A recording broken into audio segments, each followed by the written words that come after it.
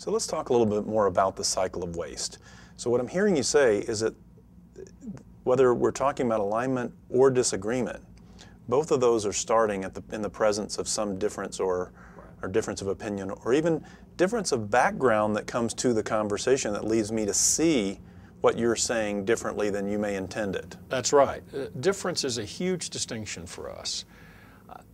We have such diversity from one another, such enormous distance in terms of how I grew up to you grew up, and how we've worked now in 90 languages around the world. In different language cultures, words mean different things, and people grow up with a different set of values, a different way to perceive things. We have all sorts of conflicts because the very same action means something different to you than it does to me. Those differences have a chance to make us smarter, stronger, and more creative together than separately. We say that differences plus trust equal brilliance. Well, the first test of trust is respectful listening that allows me to learn from the difference before I try to change it or attack it. If I don't respectfully learn from a difference, everything else you do about trust, as far as we've seen, is meaningless.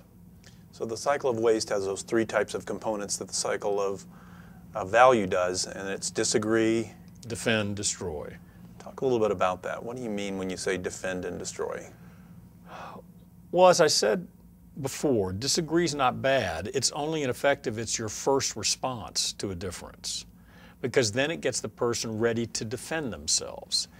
We actually say that if you want to make sure they don't get your next point very well, tell them they're wrong before you make it. Because once people get defensive, the way the brain works, it gets protective, not receptive. So I'm actually causing people to be more protective than receptive, which means they're not going to understand my next point in the way I intend.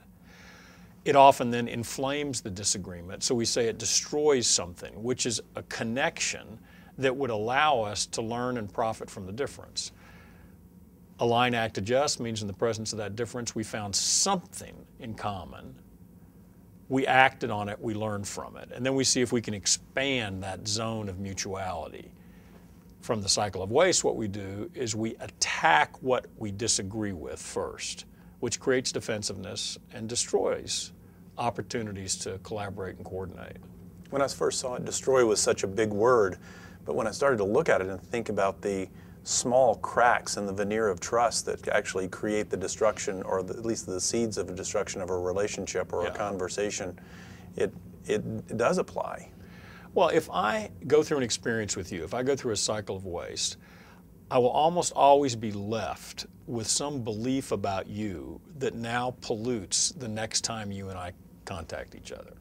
So our starting place tends to be emotionally, perceptively, where we ended last time.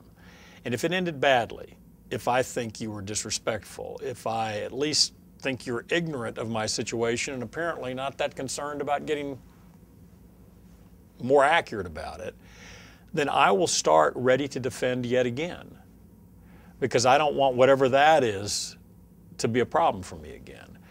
So we set up the next situation based on the dysfunction of the last one, and that's why it turns into a cycle. And over time, there's real destruction.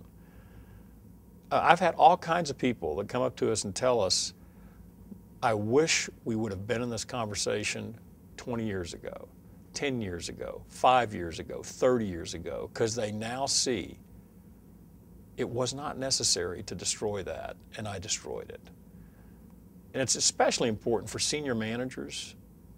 People in their companies are living off of the money that's created by the value the company creates. And if the senior manager becomes an example of waste, other people follow that example.